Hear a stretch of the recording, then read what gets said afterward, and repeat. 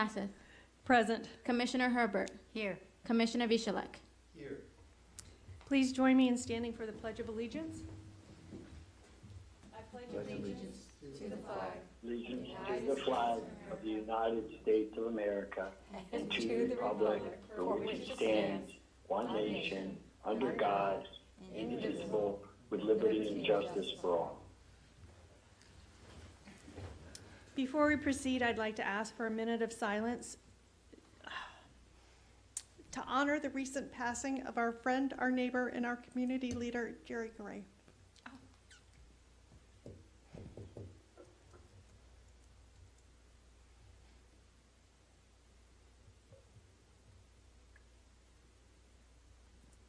Thank you. Any additions, deletions, or modifications for the agenda? Yes, Mayor. I need to defer item number 3 to the August 3rd meeting due to advertising guidelines. Okay.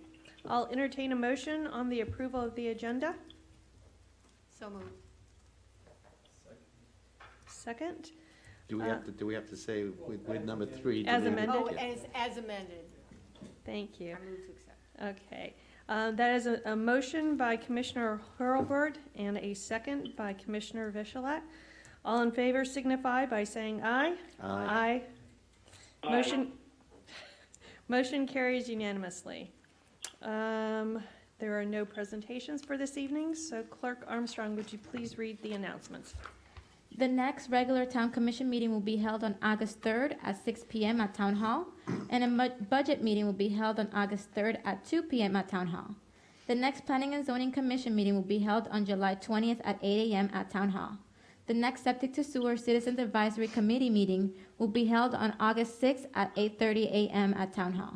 Residents who wish to sign up to receive important town notifications and news through Civic Ready should sign up on the town's website or call Town Hall for assistance. A town charter amendment referendum election will be held on August 18th, 2020, along with the primaries election. Next on the agenda is public comment. The mayor will invite the public to speak to the commission on any item that is not printed on the agenda. Public comments on a specific agenda item may be made in the meeting when the items are taken up. There is a one-time per item 3-minute individual limit for public comment that will be timed by the town clerk. Public comment is not meant to be a question and answer period, and there will be no dialogue. Anyone wishing to speak during public comment will approach the podium or speak up if you're participating virtually and state their name and address for the record. Thank you. I'd like to now open the floor to public comment. I will unmute everybody participating virtually, and I did receive a public comment by Mary Kate Lemming, 2 Harbor Drive North. I am concerned that the coconut trimming requirement would be far more than once per year prior to hurricane season. Although my coconuts were given away by the town many, many years ago with the requirement that they be planted in the swale, I am not opposed to having them trimmed once per year as I have other pre-hurricane season tree work done. Even at that, it is nearly impossible to find a tree company who will come for such a small job. Once a year, I can handle. More than that, it would be serious hardship. Also, what about the street like Coconut Lane where the city, I believe, planted the trees? After listening to the budget workshop, I have serious concerns about crossover, budgeting, and replacement, but will send that under separate cover. Thank you. Any other public comment?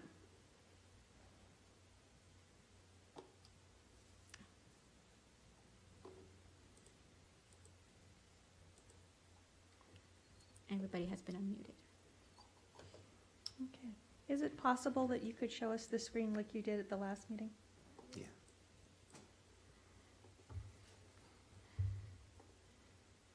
Thank you. Okay, hearing no public comment, I'll entertain a motion for approving the consent agenda. So moved. A second? Second. Okay, that is a motion by Vice Mayor Cos with a second by Commissioner Hurlbert with Commissioner Vichelek and a strong second. All right, I'd like to call for the vote. All in favor signify by saying aye. Aye. Aye. Motion, motion carries unanimously. All right, we are on to regular agenda items. Number 2, this is the appointment of an alternate member of the Planning and Zoning Commission. Clerk Armstrong, could you please advise us on this? Yes, at the May 4th, 2020 regular Town Commission meeting, the Town Commission voted on who they wanted to appoint to the Board of Adjustment and the Planning and Zoning Commission. All positions were filled. However, the person that was awarded the alternate Planning and Zoning Commission position did not accept the position due to personal reasons. The town went back to advertise for the position and only one application was received by the deadline of June 22nd, 2020. Attached, you may see Britt Flanagan's letter of interest and resume. Since there was only one application received, the Town Commission can move to have Britt Flanagan fill the alternate Planning and Zoning position, or if the town does not wish to appoint her, then the town would have to re-advertise. Okay, has everybody had a chance to take a look at her resume? Very impressive, I think. Yes. I think we'd be lucky to have her. So, I'll entertain a motion to appoint. Don't forget public Yeah, comment. public. Oh, sorry, public comment, please. Thank you.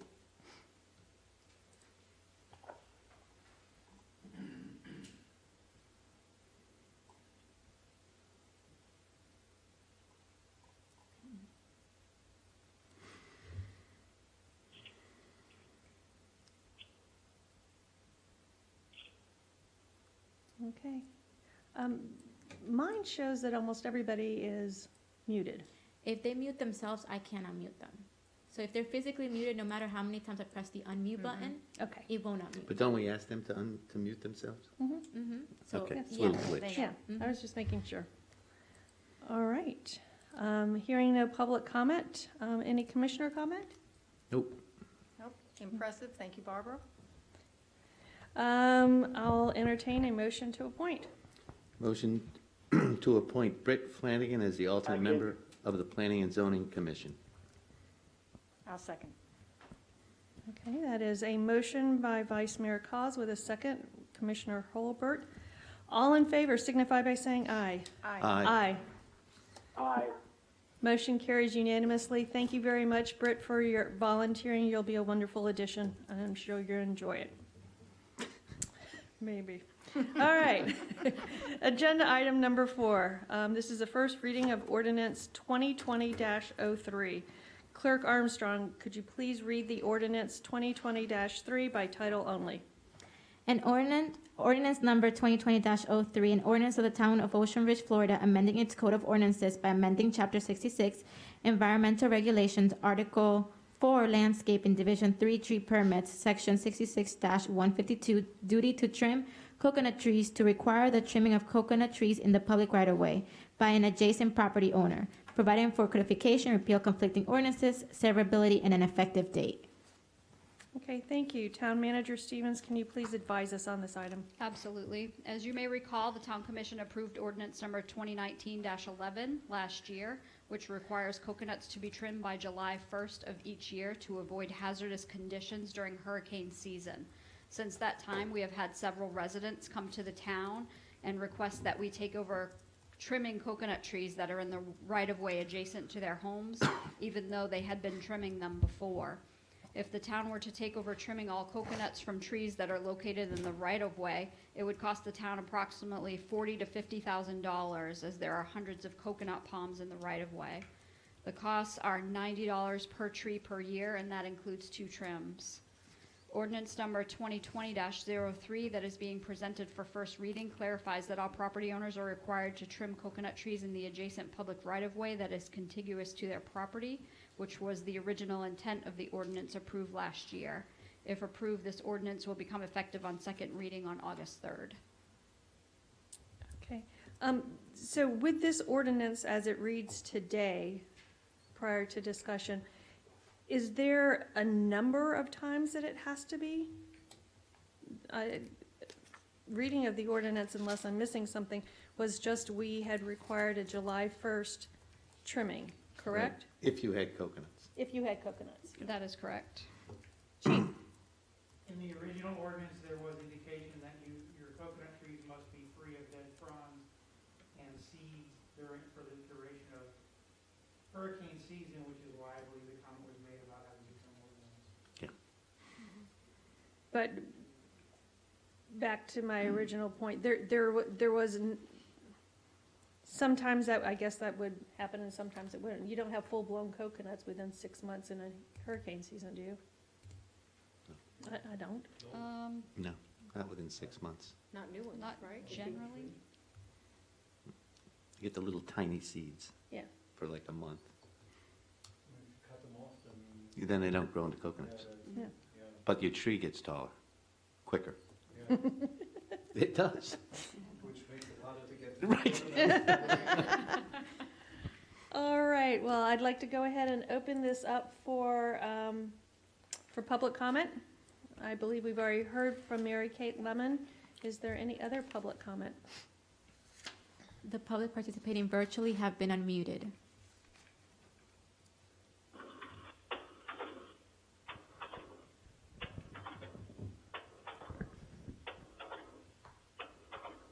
Sounds like a printer. Yeah.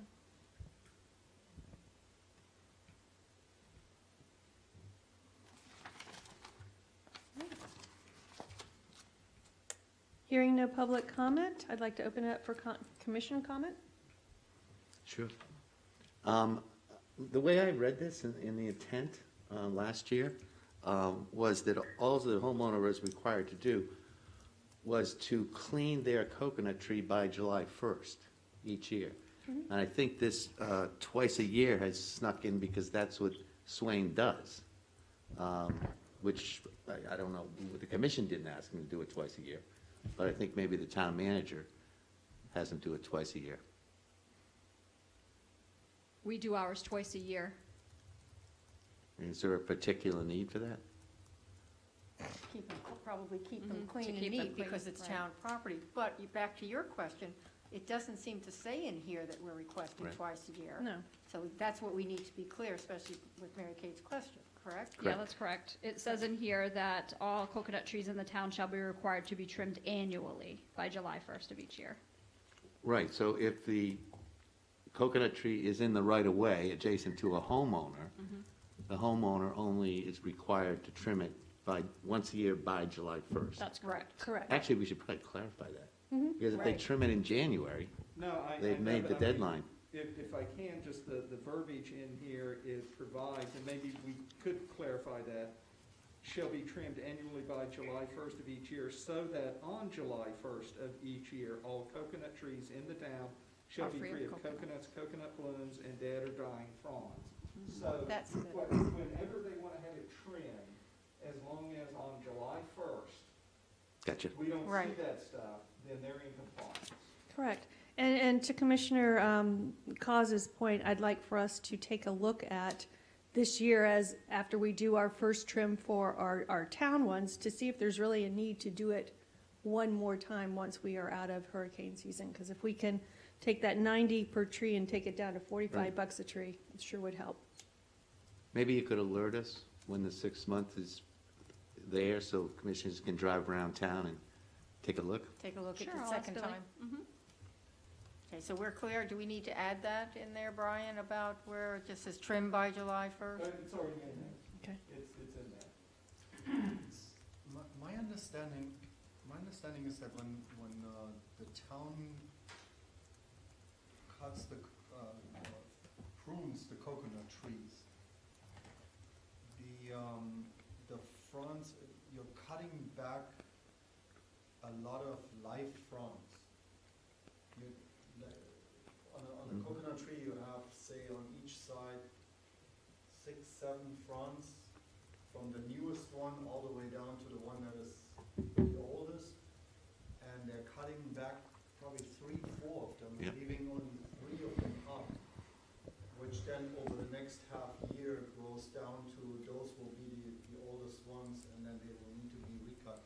And the idea behind it is that the palm fronds don't fall down, correct? Now, and I understand it's right of way, it's technically town property too, but in most of those cases, there's a difference between having this on Ocean Avenue or having it where there's a sidewalk where people are actually walking under those trees. And and having it on, in somebody's swale, which constitutes town property, but at the same time does not affect really anybody. I don't see where we need to, where the palm frond can become such a hazard that in hurricane conditions it could cause damage, because they usually fall down in the first Well, place. I think Brian said that's covered. So we just, when we're saying on the 1st of July, then there shall be no dead or fronds. dying fronds, yes. Yep. I think that's for a lot of people, that, like for myself, you know, I cut my own trees, I do my own lawn, and I cut a palm frond when it's about to start to die, but you know, is that on July 1st or is that on July 15th? Well, I think you're probably one of the rare ones that do their own, because as they grow new from the top, when you're taking the time to get out there as a professional trimmer to do that, they're gonna be ahead of the game by cutting the ones that will be dead and dying soon. You're the rare person that can look out and say, that thing's going, I'm just gonna cut one, right? When we cut as a group, as a I professional. understand I understand the coconuts itself, because they become projectiles in hurricane, but the palm fronds, to me, it's like, you cut them, when you trim the tree in March, because you feel like in March you need to trim that thing, then, by June, July, you might have some that look like they're about to die. Are we gonna find those people? So is your concern that we're giving our palm trees too much of a haircut in town, or is your concern that fronds don't need to be included in I this think that's what he's ordinance? saying. I think the fronds should not be necessarily included in it. Well, they're self-pruning trees Yes, anyways. Exactly, because just- when it dies, then you have about a week, 2 weeks, and then it falls down, especially on the older trees. But has there ever been, because those things, especially with a mature tree, those things are heavy, as you know. Especially with a royal palm. Yeah, well, royal palms are a whole nother can of are- worms, the yeah. royal palms But are dangerous. even, coconut palms, those things, that if for a big mature tree are not exactly light, is there any chance of somebody being hurt or being the projectile? We're talking pre-hurricane, is that why we're including them? I think they look neater myself, but that's just aesthetics, so let's talk about it. And I think when somebody,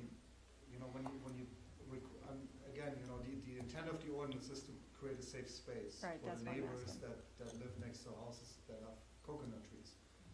And for the homeowner themselves too. You don't want to have that thing flying through your own window or your neighbor's window. So the question then is, if we're mandating that needs to be done July 1st, which makes sense, when you're coming out to do the coconuts themselves, then they automatically do the palm fronds too. So do we need to really specify that and be on top of those people that don't I can't have tree imagine that we're services? going out and if there's no coconuts, taking a look at someone who has fronds and saying, you're in violation. I'm overthinking this, huh? I think so. I believe so. They'd hate to see you trim a coconut tree. I'm overthinking. Commissioner Bessler, do you have any comments? No, I'm fine. I'm fine with it. All right. Commissioner Veselaka, would you like to make a motion to approve Sure. on first reading ordinance 2020-01? 03, isn't it? What, yeah. Yeah, 03, sorry. Make the motion for ordinance number 2020-03, coconut trimmings on the first reading to be approved. Okay, do I hear a Oh, I second? guess I gotta say the exact, well, close enough, right? That's fine. That was pretty good. The second, Okay, that is a motion by Commissioner Bessler, a second by Vice Mayor Cos. All in favor signify by saying aye. aye. Motion Aye. passes unanimously.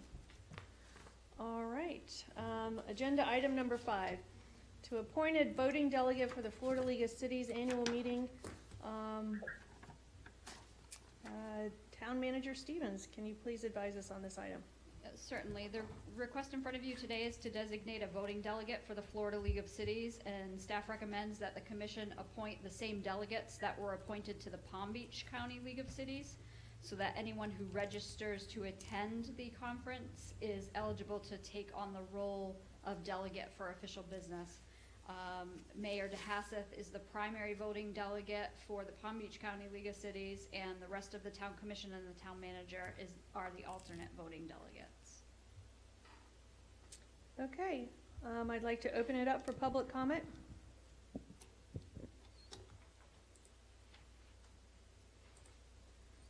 Everybody participating virtually have been unmuted.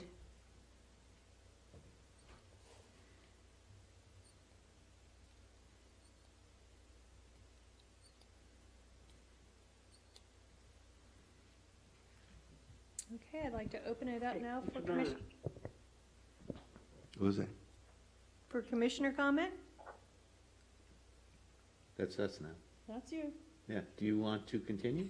Yes, You do, okay. thank you. It's a no-brainer. All right, I'll entertain a motion on this item. Make a motion to have make Christine DeHassis be our representative to the County League of Cities? Florida. This is the Florida Florida. League of Florida, Cities. Florida League of Cities. Do I hear a second? I'll second. That is a motion by Vice Mayor Cos, a second by Commissioner Hurlbert. All in favor signify by saying aye. Aye. Aye. Aye. By the way, did I mess it up, Brian? Do we need to throw in the second half? Town commissioners and town managers? Mayor, are you planning on attending in August? I don't even know if they're honestly having it, are they? They are. Mm-hmm. They are. I'm out of town. So, Maybe- Well, it's okay, I mean, you approved having her right, continue, to go to the August meeting. Yeah, that's fine. Okay. All right. Next up on the agenda is item number 6, discussing of hazard pay for employees due to the COVID-19 pandemic. Town Manager Stevens, will you please advise the commission on this item? Certainly. As you know, the town commission approved hazard pay in the amount of $300 for certain employees at the April special town commission meeting due to the potential risk that COVID-19 poses to our employees that work on the front lines out in the public. At that time, I indicated to you that we would consider additional hazard pay later in the fiscal year as we watch the budget closely. To date, we have expended around $30,000 in overtime and supplies related to COVID-19, and we are experiencing a loss of approximately $110,000 to date on our revenue from sales tax, local option gas and fuel tax, occupational license tax, rental registration, state revenue sharing proceeds, and interest revenue. However, we did also receive unanticipated federal grant revenue from Hurricane Irma during this fiscal year in the amount of $105,000, which helps reduce the impacts of increased expenditures and reduced revenues related to COVID-19. With a focus and commitment to managing this crisis, it's important to realize that one of our town's greatest assets is its employees.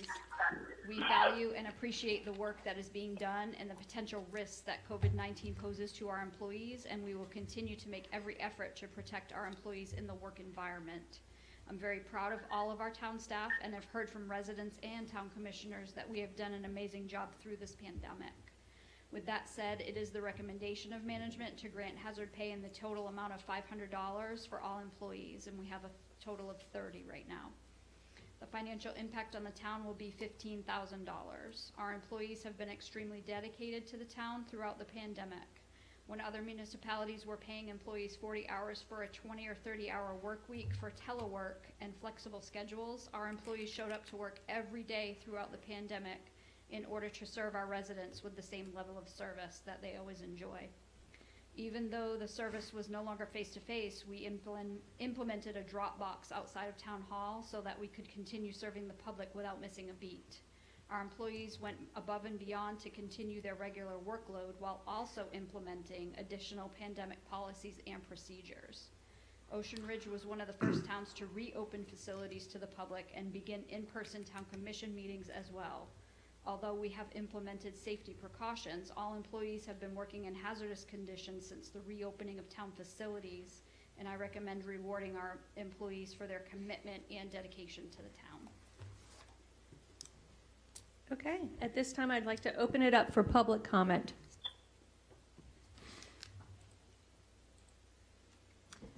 The public participating virtually have been unmuted.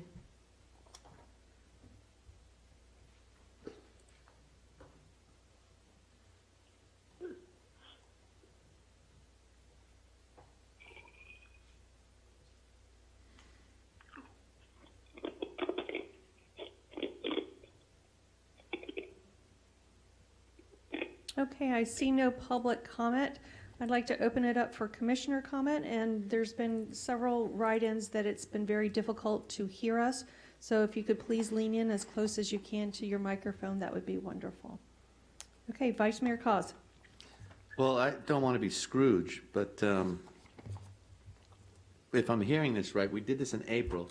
So basically, we're doing a $500 bonus for May and June.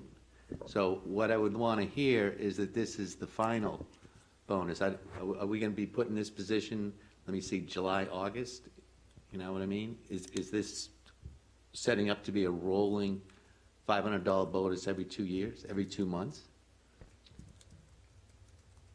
I can't answer you definitively because I don't know what the requests will be and how long the pandemic will last. However, I don't expect to retake up this topic.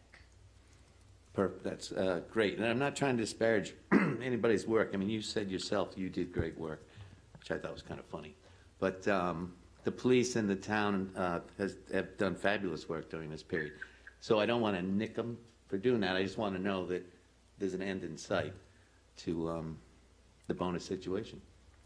Correct, and for clarification, the first round of bonuses was for the police only, not for staff.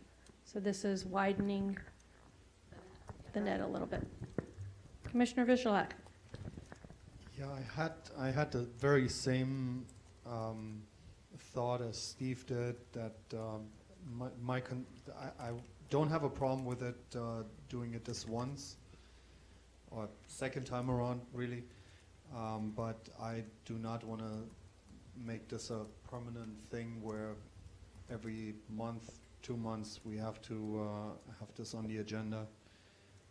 I think what we do is we provide, as a town, the staff, all of the employees with as much protection as we can, and we have to continue doing that to give them the safe work environment that they deserve to have. And with that, hopefully this will not be an issue that we have to continue in the future. And also, I would like to use this as an opportunity to say that if you have any questions about how the employees in the office, in the administrative office, have done over this pandemic, you just need to look at the building permit amounts of building permits that have been processed during that time. There's basically no stop. There's no drop. There's nothing. They just kept on working away, and that is absolutely amazing. And the staff should really know that they have done an outstanding job. And I'll see it more as a bonus of doing this in a time of crisis, and keep on going in a time of crisis. So my vote will be yes, but let's leave it at that. Okay, Commissioner Hurlbert. I think it's well-deserved. Like you said, the first one was not for the staff, it was for the officers. This one includes everybody, and it's over above the line of duty. I mean, it's an amazing thing having everybody come out, turn out, be here, and deal with what they've dealt with. We couldn't be more grateful. So I think it's well-deserved. And hopefully the pandemic will end and this will not be an option. Well, plus we're learning more about the disease and how to deal with the disease in a safer fashion. So everyone should feel a little safer at least. Commissioner Bessler, comments? Yes, I'm fine with this also, but I agree with kind of the first two comments that, I hope this is, one and done type of deal, but this is fine. Okay, thank you. I will open this up for, entertain a motion for this item. I move to approve hazard pay in the amount of $500 for all employees to be paid out in the next payroll cycle. I second. I'll second it. Let's give it a feel. All right, that is a motion by Commissioner Vichelak and a second by Vice Mayor Cos with Commissioner Bessler right on his tail. So all in favor signify by saying aye. Aye. Aye. Aye. Aye. Motion carries unanimously. Okay, that moves us to staff reports. Town manager. Yes, thank you. Palm Beach County Emergency Order Number 12 mandates that facial coverings be worn in all businesses and establishments in all county and municipal buildings, on Palmtran, and in any other outdoor public places where social distancing cannot be accomplished, such as but not limited to beaches and common areas within private communities accessible to more than one dwelling unit.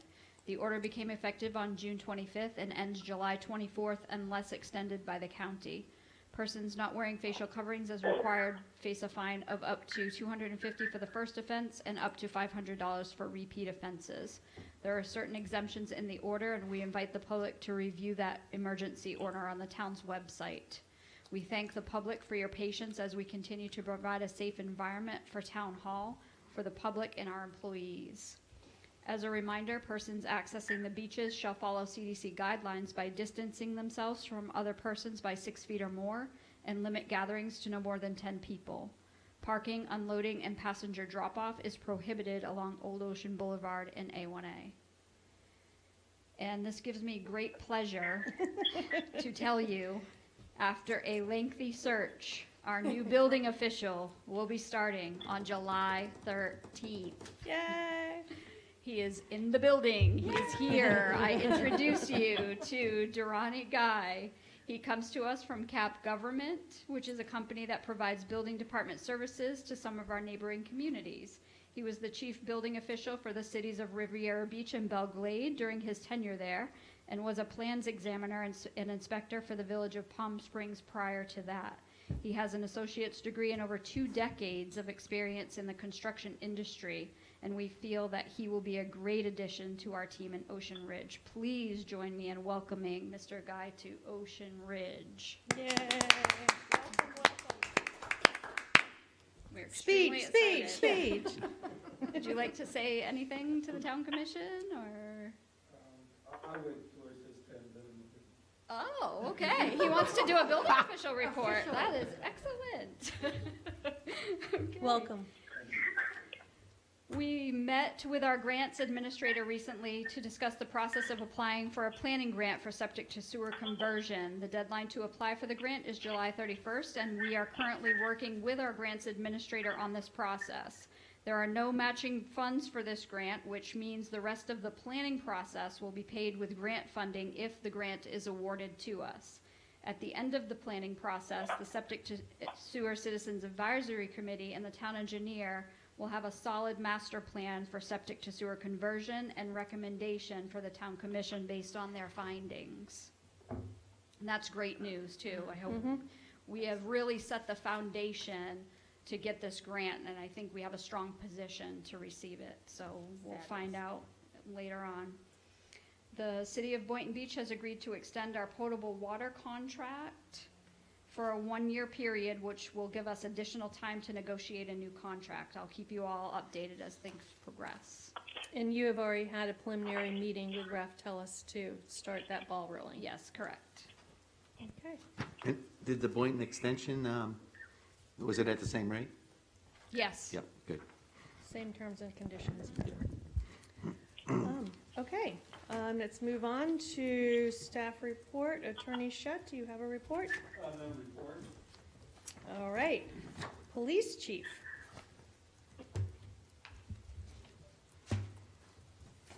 The monthly activity report for May is included in your package along with the Boynton Fire Rescue Report. Be more than happy to answer any questions that you may have about those reports. In addition to that, I want to make everyone aware there's been some reports that we had a burglary to a residence along with some car break-ins over the last week.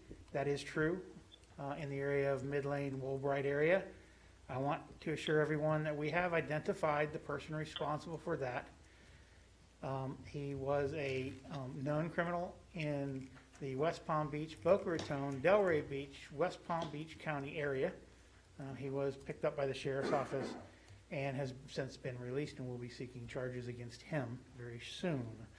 It was not a local, it is not a targeted crime. It was a crime of opportunity. He happened to be here when he ran out of the supplies that he felt he needed money to buy. Everyone understands what that means. The weekend of July 4th was an exceptional weekend for the town of Ocean Ridge. It is the quietest, most well-behaved 4th of July weekend I have ever experienced in law enforcement for 39 years. So I need to thank the residents for understanding and accepting that we are in a difficult time. And I need to make sure that everybody understands that the police department appreciates that greatly. I'd like to welcome Mr. Guy to the Town of Ocean Ridge family, and I want everybody to understand that we did put him through a rigorous and full background investigation, and he willingly submitted without any problems. If you don't have any questions, I'll sit down now. I just wanted to ask you, Chief, have we had less walk-ins through dispatch through all this? Not really. In consideration of everything, I think that in the beginning, when folks were afraid to go out, we did, but we have a considerable amount of traffic. They're not logging as many because a lot of folks are coming in and leaving, and so I think we've had much more traffic in dispatch actually than we, in the police lobby, let's say, than we ever have, because we're dropping off packages there.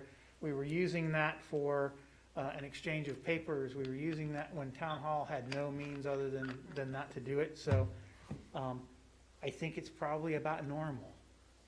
The folks that still come visit still come and wear their mask. We haven't had any problems with folks protecting us. How's that? Fantastic. And I'd like to thank you and your officers. I think one of the reasons that it went so smoothly is the lumps that we all took a couple of months ago, and your handling of this from the very beginning with velvet gloves has paid off in this last weekend. I think people are much more respectful. I think that they understand, and that has a lot to do with the demeanor of your officers trying to educate people rather than trying to penalize them straight out the gate. And that's what we expect from community policing, and I just want to recognize that and acknowledge that. I appreciate that, and I will pass that on to them first thing tomorrow morning. And I'd like to thank the commission for their consideration of recognition for the extra that they did for COVID, as well as the rest of the staff. Thank you. Okay, next up, agenda item number 10, building official, Mr. Guy. Hello, everybody. Thank you, Madam Mayor, Vice Mayor, Commissioners, Town Manager Stevens, Police Chief. Thank you very much for such a warm welcome. I do feel at home, and I like your extension saying welcome to the family. And I am grateful for this position. And I do feel like family.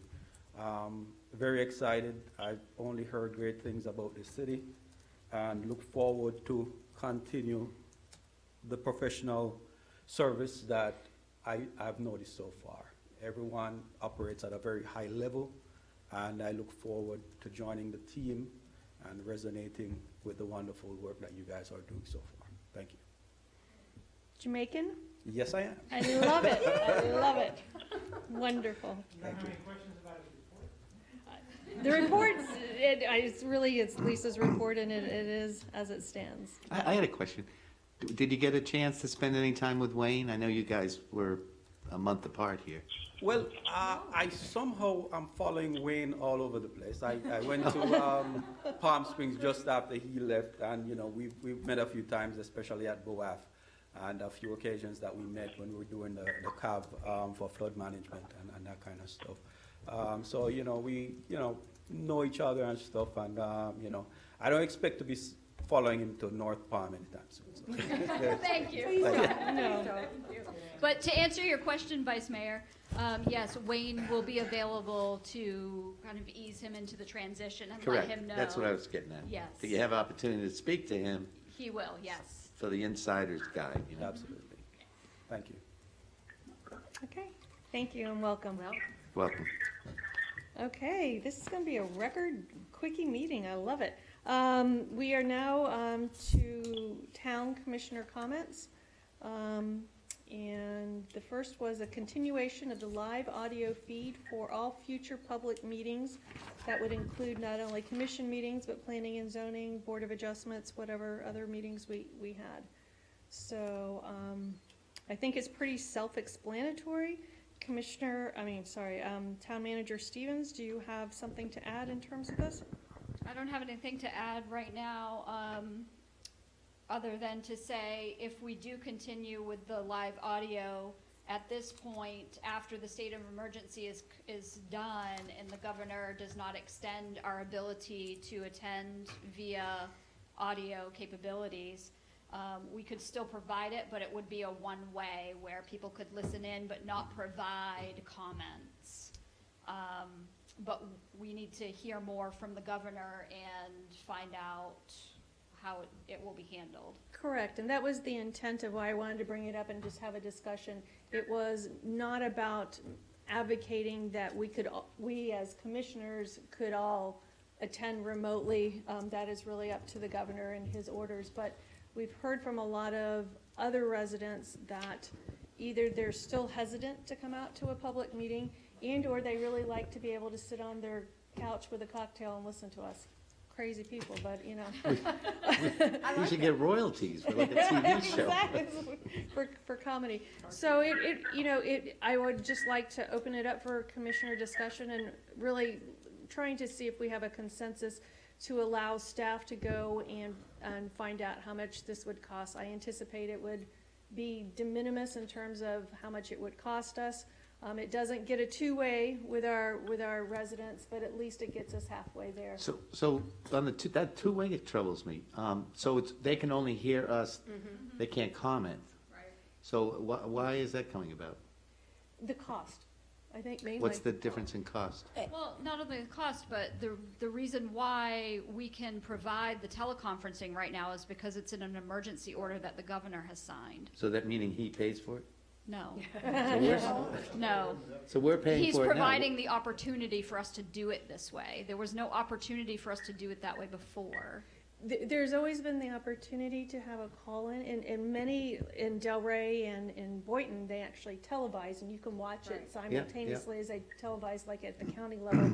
We've just never done that, so this is just exploring, would we like to keep that feature up for Live. residents? So Yes. just live audio. Live audio, correct. So let's say somebody does want to make a public what happens to Phil? Phil is up to the executive order, that's up to the governor. We can't make that choice ourselves, unfortunately. If somebody does have a public comment, we always offer, you can always email it in prior to it. You can call town hall, let them know your public comment. They, of course, can always come in as well. So it would just be that them having to put in the chat box, which predominantly That's the what chat I'm box. asking. The chat box will still be available. No, the chat box will go away. So pretty much it'll be like a one-way for them to be able to hear. Then, So it's going to be the residents' responsibility to have read the agenda beforehand and then send in public comment before the meeting. Yes, which is that's the way a lot of municipalities are doing it right now even. They're having them comment before the meeting. In Delray, you can actually leave a message on a specific telephone number of your public comment. And after 3 minutes, it goes clank. It's done. No overtime. No overtime. So, I'm sorry, Madam Mayor, can I make a comment on, I think there was a comment that the Vice Mayor had, just to mention something. I mean, there are in your rules, you can provide, I've done this in other cities, where if you want to allow, say, a member to attend by telephone, provided that they get the consent and they meet certain requirements, then they're allowed to do it. There are Attorney General opinions on that, but you kind of have to be careful about, okay, are they, most of the cases are for medical issues or things like that. So I don't know, that's just a possibility if you want to go down that road. I just wanted to make that clarification. And can the person on the phone vote? Yes, they Yes. can. So I if- mean, they attend just the same way that Commissioner Bessler is attending now. He could attend. And since we're gonna have a one-way system, how would he He No, attend? wouldn't. He wouldn't No. be That's special. right. There's He two would be very separate allowed things. to- One is public and one is commissioners as a group. Commissioners as a So we group, we can have no wire choice it over. so that the commissioner could have back and forth Right. if he was remote? Right. Okay, gotcha. But like Town Attorney Shutt said, basically that's for medical emergencies Right. and things like that. That's usually reserved for things like that, Right. not for ongoing meetings, every meeting. What kind of disturbs me in this is, maybe not disturb is the wrong word. What I don't understand in this, I understand the governor's order for commissioners to serve via teleconferencing. Why would the public not be allowed to have the virtual or call-in? Why would that be prohibited in the governor's order? Because, I mean, that's up No, to that- us no, if it- we allow them to speak on an item and how they speak to an item. No? Well, it's not No. prohibitive, we're just saying, can we extend it? Because as a town, we've never done that before, so this No, is, I a understand. yeah. No, but we're not extending. But we're not extending it. Right. We're just saying, we're giving you a live feed so you can listen in on it, but you cannot comment. Correct. Why would we not let them comment? He wants to keep the too, if comments. that's There's- a possibility? Because there's nothing in statute that allows it right now. The only reason why we're able to do it right now is because we're in a pandemic, and the emergency order signed by the governor allows it right now. So once that goes away, And also keep in mind, right now, we have town hall staff that are paid regularly to be here to take those public comments because we're doing that. So right now, we have town hall open, we have Catherine, our administrative assistant, sitting there, which, are we gonna have overtime every Right. single time for commission meeting or every other meeting? we have Jean and Be- Catherine here. Right. Because we wanna take an extra public comment that is coming, continuing to come. That's something that we have to take into consideration too. How much is the hardware cost us per meeting? The The hardware, the actual, what are we using, GoTo? Yeah. oh, the Go- software, Yeah, GoToMeeting is only about a little bit less than $20 it's monthly. $20 a month, Mhm. yeah. Oh.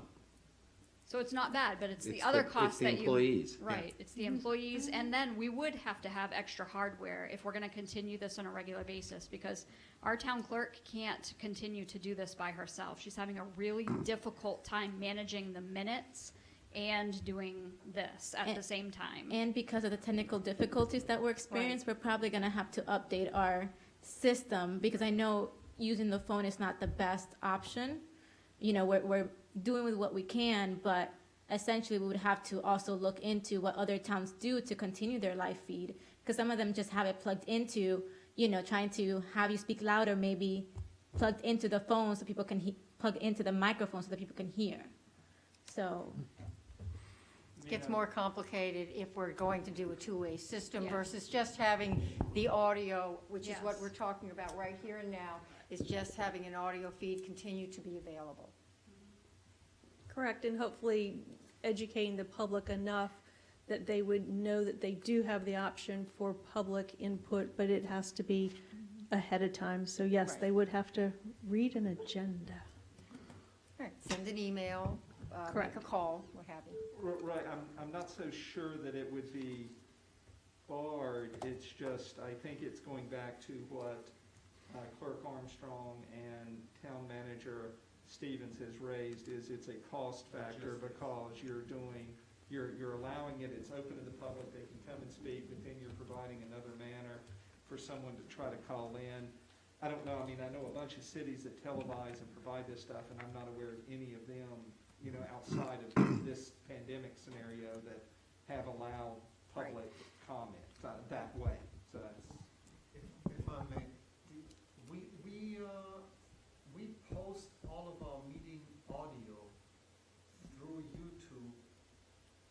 website. That is correct. So the only difference between the audio being posted on the website and what we're talking about right now is Live. what is happening right now. Mhm. Correct. Yes. So it's just, otherwise you have to wait 2 days, 3 days until somebody has uploaded it on YouTube and made it available by link on the website. They actually do it the day after. Or the day. Yep. I Correct. wanted to give you more time. Well, are we gaining anything then? You know, it's just, we've had several requests from residents, and I think that we have done a very good job in moving towards transparency and keeping the public involved. And if this is one more thing that for less than $20 a meeting we can do to keep them involved, I don't see why we wouldn't. It's a good courtesy. I think for, and this comes to what you suggested, Mayor, is you basically said, let's talk about this, let's see how much it costs, and if it is $20, then I would be totally. Well, it's actually costs nothing, right? Because it's $20 a month, which we would probably need it for something anyway. Right, and if we have the system for $20, and we can use it for P and Z, we can use it for special meetings, we can use it for this meeting. I would love it for P and Z not to be here at 8 o'clock in the morning, just personally, yes. We did have Neil Hennigan put on the chat. As a resident who regularly attends, I think it's critical to have the ability to speak remotely during the meeting, at least listen real time. And that's Neil Hennigan, 90 Island Drive South? 91. Okay. So, Since there's a pause, may I say something? do we need to look into the cost then? Because you know the cost, so it's $20. So the question is, are we gonna do this for $20? Right? I guess the question was opening up, do we want to do it for $20, or do we want to look at a two-way feed, and what would that two-way feed cost? And what I'm hearing is a lot of it is personnel cost and other things like that, and since we already have chambers open, this is, really what we're doing is a courtesy feed, so, Yeah, we'll do it this way, and then, Let's see down the road. 6 months down the road. Right. mhm. But continue this way, which is the concept here, sounds like a very good idea for everybody involved.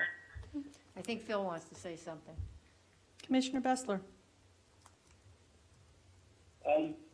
Yes, I'd like to actually expand it to look at the cost of full participation, just to see how much that is. If it's not too much, I would like to push that and push the legislators. I mean, we're in the middle of COVID, and each state's different, whether, we may be able to push this out further and maybe even make it on a voluntary basis by town, not have the governor say that you have to do it for every town, but if a town wants it and they can afford it, then why not have people be able to be remote and be able to speak and get their comments made? Because we've got a very transient town also. We shouldn't say transient, but, people are gone for 4 or 5 months out of the summer year. So I would like to just look at it. I mean, I'm not going to waste money, so if it's a lot of money, but I'd like to see how much it is with the overtime we're paying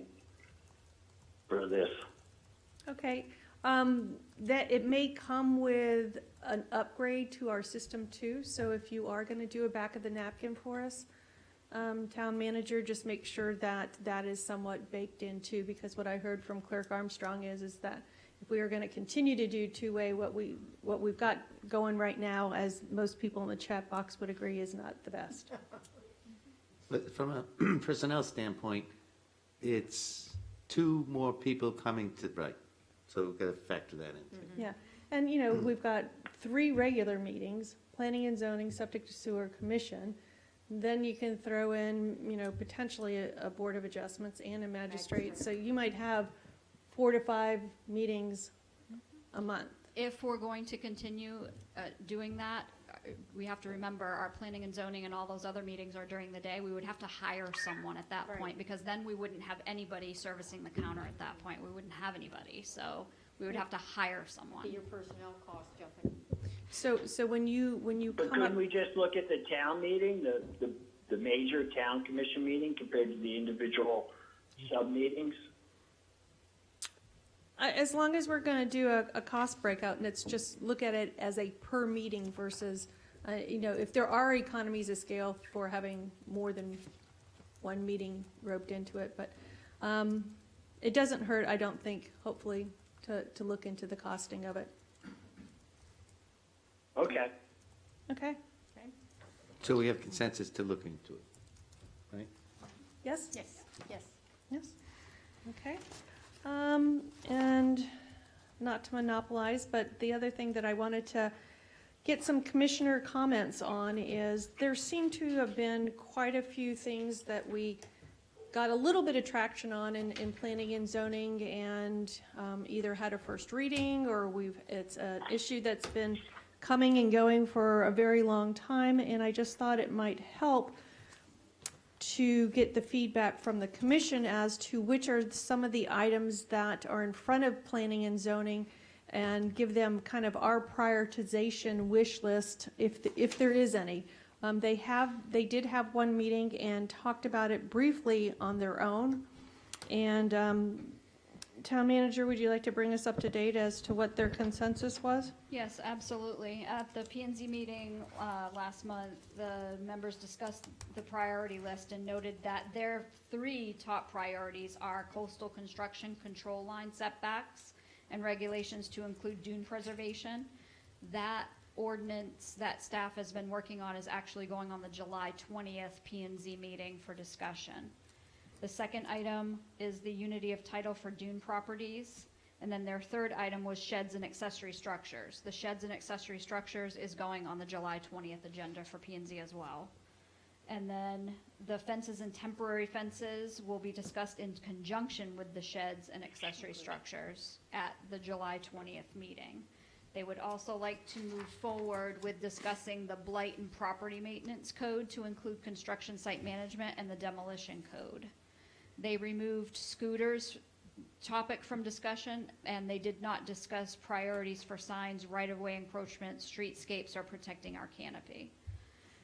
The topic of flood nuisance from new construction and higher properties was mentioned, but not prioritized yet. They mentioned looking at codes that are currently on the books to enhance them, difficulties in enforcing them, and a fine structure for enforcement. I was at that meeting, and the flood nuisance is something that I had added to the laundry list. A lot of the homes that are under construction, especially the ones that are taking almost a 24-month turn on build because they're larger estate homes, are not purposely, but when we have these heavy rains, a lot of their infrastructure in terms of drainage has not been done yet. So there's a lot of water intrusion into neighboring areas, and then just our regular residential, you know, and I know that I beat this dead horse a lot, but there's a lot of people that, because of the age or the year that their house was built, or, you know, the fact that they're up on a ridge, we have similar situations. And the only other one that I had, and then I'd like to open it up and see if there's ones that you have also, was similar to flood nuisance, some type of light ordinance or light nuisance. What's happening with these construction sites is they're adding very large protective lights on the corners that stay on all night long, and they're not shielded. Sometimes they go into neighbors' houses. And also, there was a good point, they did discuss this briefly, that with the switch over with a lot of people to LED lighting, that what used to be not intrusive at all, your neighbor's, you know, front porch light or something else like that, that's a bad example, but a light on the corner of their house where it didn't bother you before now has become very bright. So, and again, you know, I look at all of these as there's 2 sides to the coin. One is a resident that is already, a residential unit that's already been built and already established, and the other one is residential units that are under construction, because there may be a little bit of a difference for one or the other. So that was the only other 2 things that I wanted to add to the list. So if it pleases the commission, maybe we can go commissioner by commissioner, and you can explain, or you can provide some information as to what you feel is already on the list, and the priority that you would like to see, and then also if you've got other things to add to the list, this is a time for us to just kind of have an open discussion. So I'll start with you, Vice Mayor. Christine, you should be able to sleep well tonight. Mr. Guy has joined us. Construction flooding and residential flooding is his problem now, not ours. And by the way, he's taking notes. And here's my thoughts on the prioritization. I agree with P&Z on the first 3 points, which is coastal construction line, unity of title for dunes, and sheds and accessories. Then they hint at blight as a 4th one. However, I don't believe that a blight ordinance should be mixed in with property maintenance code to include construction site management and a demolition code. The reason we started this whole discussion of blight, and I'd like to keep it simply focused there, was houses in town that don't break code, but you just look at them and they're derelict. That's probably the best word for it, derelict. So I would cut it off at the word blight instead of including all the tenants they're trying to attach to blight. Property maintenance codes to include construction site management and the demolition code. That's a separate issue. And once you start getting 2 of these issues meshed into one, that's where P&Z and the commission get into a problem because there's just too many moving parts instead of simplifying this. So that would be my only words of wisdom.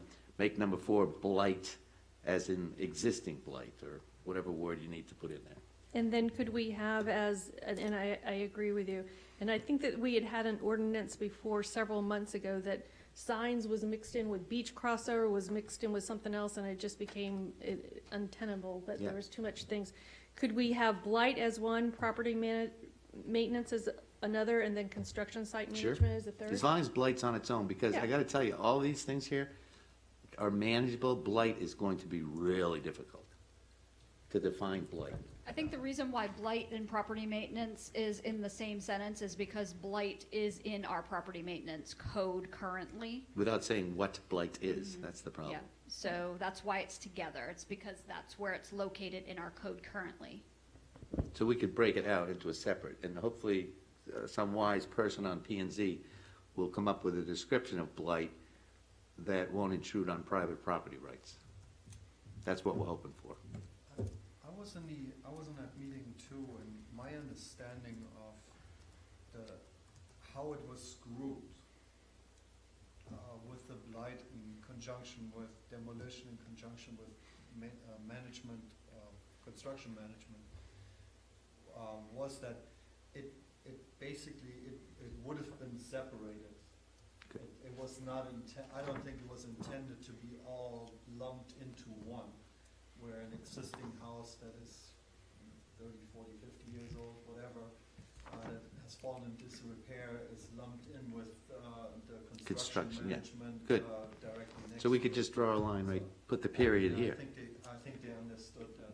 It was it's unfortunately worded, I would say. Okay. Commissioner Bessler? I agree with 1, 2, 3 in the order they're in. Then 7 again, blight, and then I'd go to fences and demolition. And are you talking with the right-of-way encroachments? Are you talking about where everybody's gotten plants along the street line, like hedges and stuff like that? Is that your issue, or is there different issues to this right-of-way encroachments? Right-of-way encroachments. But I think what Phil is asking, are we talking plants or structures? That's his question. We're talking about anything that is planted in the right-of-way encroaching. We'll let So we Christine have run that fences, we charge. have, we have fences, we have Any plantings, Anything that's in the right-of-way, stones. right, so. I'm gonna send a note to Terry But Brown. I just think that's a big issue. I thought we talked about that before. It'd be pretty tough to get everybody to move all their hedges and everything if they've already been, there for years. Are you talking about new construction, or are you talking about everybody? but the whole town is basically, Yeah. I think on all of these, we're talking about new construction, then construction with 50% plus, because everything else is basically grandfathered in to a certain extent, correct? He's like, don't look at me. Well, I mean, it's however you want to write the Yeah, code. right. I think we ought to discuss So, this next yeah. year. If we ever went through, you gotta remove what's in your right of way. Oh, no. No. You well, forget- at least you give that one resident who comes every week to say something, to say a lot, right? Yeah, That is true. So, no, the intent, I think, with almost all of these is a go-forward basis. And just to make sure that we're not creating part of the problems that are exacerbating flooding or anything else like that. yeah, but then we create a problem for Mr. Guy, because the new construction, you tell him, no, you can't put anything in your right of way, and he walks over to his neighbor's property to the south of him and says, well, why can he? Yep. So, I don't even know if we wanna go near it. Well, but that's the reason why P and Z would like to know if that is on our agenda too. I- Because they would probably like to write an ordinance that would probably address that. And if they're bringing an ordinance to us, they wanna know, is this something that you guys care about? Which brings me to the point of that meeting that we had, that one of the big things I think that they addressed was that they really would like to meet with us every 6 months in a big open meeting like we had done in the past, Our workshop. a workshop where we can all discuss these items. Right. And I Did- think it is. Didn't we decide at last meeting or the meeting before that the head of P and Z would come to the monthly town meeting? And we could even put him at the beginning, give us a 5-minute update on what they were doing? Because remember, when it got heated, they said, well, why don't you, the residents, come to our meeting, which is at 8:30 or 8 in the morning, when I'm there. everyone's headed up to work. 8. So somebody, I can't remember who suggested it, to have the head of P Right. and Z come and give us a little 5-minute rundown. We 'Cause- did discuss that, but also, I was at the P and Z meeting, and it was brought up, and they agreed, let's do a workshop twice a year regardless, so when we have these issues that we're talking about here, we can talk about with them. Yeah, and they At the also, same Back time. and forth where we can Right. actually discuss things. Right. Yeah, but I think it has to be in an environment like a town meeting where there's more public involvement in the beginning. Why- Because I know P and Z was complaining to me, they were shell-shocked at the town residents' resistance to the artificial turf. But I think what they were looking at was, with many workshops, of course, the public's always there, but you don't get much work done if we're fighting with the public at the I same gotcha. time. This is where we discuss where we're going, because it eventually comes out to the public anyway. They do get their input, but like our last town meeting, we didn't really get anywhere because we were stuck on one thing and didn't go forward. If we did workshops a couple times a year and we could talk about the priorities, Right. just pick a couple that we can go back and forth with, which I thought made sense. Well, I was thinking more like what Brian does. Like if P and Z, the chairman of P and Z wants to be here, the P and Z report, Yeah, then we get to that page and there's something that reports. Brian a lot of times has nothing, so it's blank. That's all. at the P and Z meeting in June, they did discuss the possibility of Rick Carey maybe being the liaison, but I know he's out right now in July. But he comes to most of the meetings, the town meetings. I'm a fan of yeah, that. I think that would work. Because we're looking at the priorities here, and especially the first 3 priorities, that sheds and accessories has been dancing around for a long time. And they know they need to come somewhere with that, right? That's something that they have been working on over and over and over, so there's got to be some kind of apex to that. Unity of title, right, Brian? You're working on that, and that's another important one that we don't want to kick down the road. That's simple at least, you know? Is it simple? Don't ask. It's simpler Don't ask Brian than if sheds and anything's simple. fences. Well, Or I should anything's say more less explosive. Right, less explosive, but priority. And then the coastal construction line is one of their prime projects as it is. So I think basically, and separating the blight, although blight often comes from lack of property maintenance. So there, I can see those two being attached in some way or other, but doesn't have to be. But blight often comes from lack of property mentioned. But I think the rest of those are pretty good priority list. Is there anything that is not on this list that you would like to add somewhere for consideration? Well, are these goals on our first two here? Preserve the integrity, it's wide, it's vague, but that could include a lot of things that we could bring up and discuss, ways to preserve our single-family neighborhoods in workshops, a good way, because then we can just have dialogue. And loopholes in town codes, we know that some of them need to be updated, fair and enforceable. I think this is a pretty good group of things to be working on here. But we just agreed with their prioritization of the Right. top four. Well- Right, 1, 2, and 3, I also heard blight right, as a standalone was important to me. almost all of, well, I think it's, there are some properties here that I'm just embarrassed about. Yeah. And I'm done. Right. You know, But- unless I get my own weed whacker or a stick of dynamite, like, I don't know what's gonna happen. So, yeah, and, you know, I think blight, you know, might tie in backwards to demolition, and it might tie in backwards to property Absolutely, management. but that should be I a think so, separate too. construction Correct. blight. Correct. Yeah. So, I What mean- we're concerned with is residential, existing residential blight. Correct. So, you know, if we start on those 4, then I think some other ones, you know, will naturally come to the surface in support of it. Right. If I can comment real quick, fences is kind of tied with sheds to a certain Yes, it degree, is. so Right. if we can just, we're kind of moving forward with Lump that that one, and together. that one is simple compared to the other ones. Yes. So I would like to, you know, kind of take that forward with the sheds, and because they're kind of tied together, even though they're 2 separate ordinances. Okay. Yeah, Okay. Remind me to miss that meeting. makes sense. Oh, I know. That might be the one you want to call into. One way. Yeah, exactly. Yeah. No comments. Okay, I guess I could open this up for public comment. Good heavens, we've, Yeah, there was a couple from Barbara Flanagan. okay, As a town, we need to determine how we interpret our rights as a town to voice our opinion. Most states are dealing with governors versus individual towns and how we protect our community. It's the Wild West, and someone needs to look at science and respond accordingly. She was saying that for Christine and Susan to please speak closer to the microphone, and then she was referencing the ordinances.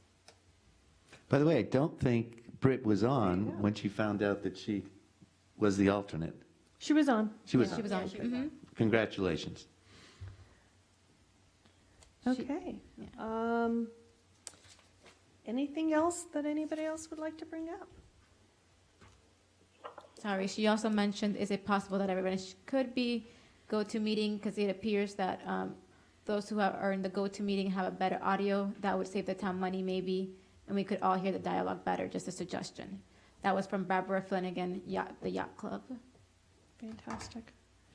Okay, well, hearing no other issues, I would like to once again welcome Mr. Guy.